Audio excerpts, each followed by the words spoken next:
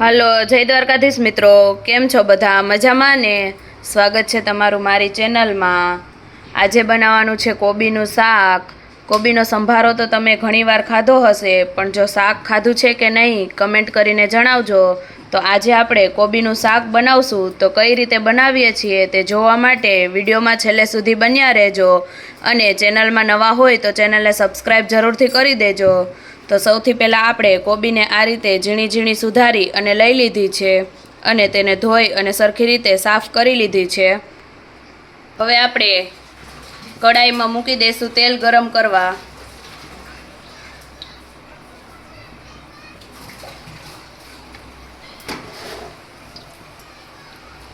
તેલ ગરમ થાય એટલે આપણે નાખી દઈશું તેમાં રાઈ,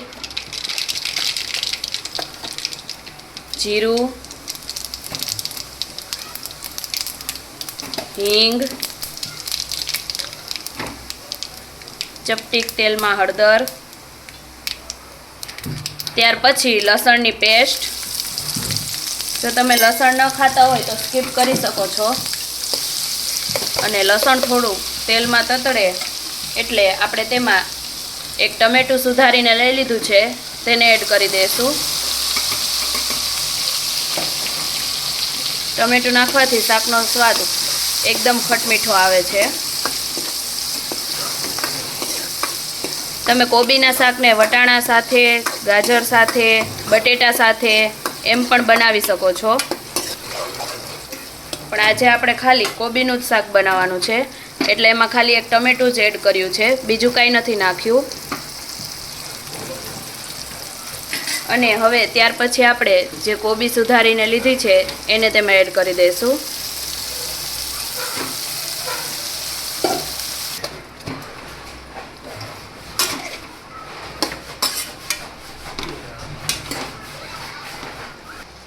હવે આપણે તેમાં અડધી ચમચી જેટલી હળદર, થોડો ગરમ મસાલો, સ્વાદ પ્રમાણે મીઠું અને ટમેટાની ખટાશને બેલેન્સ કરવા માટે થોડી ખાંડ એડ કરી દઈશું. અને આ બધા મસાલાને મિક્સ કરી અને કોબીને સારી રીતે હલાવી લઈશું.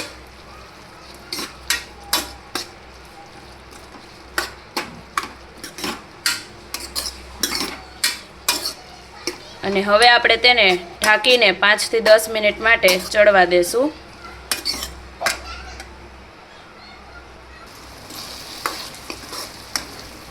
હવે આપણી કોબી એકદમ ચડવા આવી છે તો આપણે તેમાં લાલ મરચું પાવડર એડ કરી દઈશું.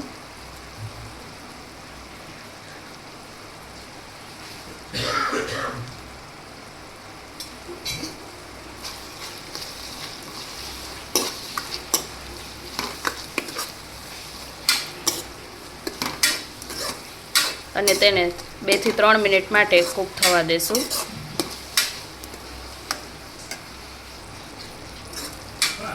હવે આપણું શાક એકદમ કમ્પ્લીટ થઈ ગયું છે તો આપણે છેલ્લે તેમાં ધાણા જીરું પાવડર અને લીલા ધાણા એડ કરી દઈશું.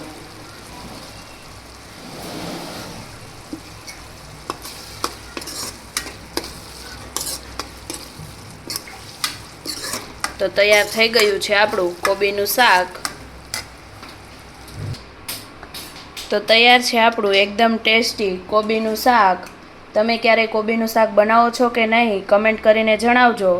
અને કઈ રીતે બનાવો છો તે પણ કમેન્ટ કરીને જરૂરથી જણાવજો. અને ના બનાવ્યું હોય તો એકવાર આ રીતે જરૂરથી ટ્રાય કરજો. ખૂબ જ ટેસ્ટી બને છે. વિડીયો ગમે તો લાઈક કરજો, શેર કરજો અને ચેનલમાં જો નવા હોય અને ચેનલને હજી સુધી સબસ્ક્રાઈબ ના કરી હોય તો સબસ્ક્રાઈબ પણ કરી દેજો. અને આવી અવનવી ગુજરાતી વાનગીઓના વિડીયો જોવા માટે એકવાર અમારી ચેનલની અવશ્ય મુલાકાત લેજો.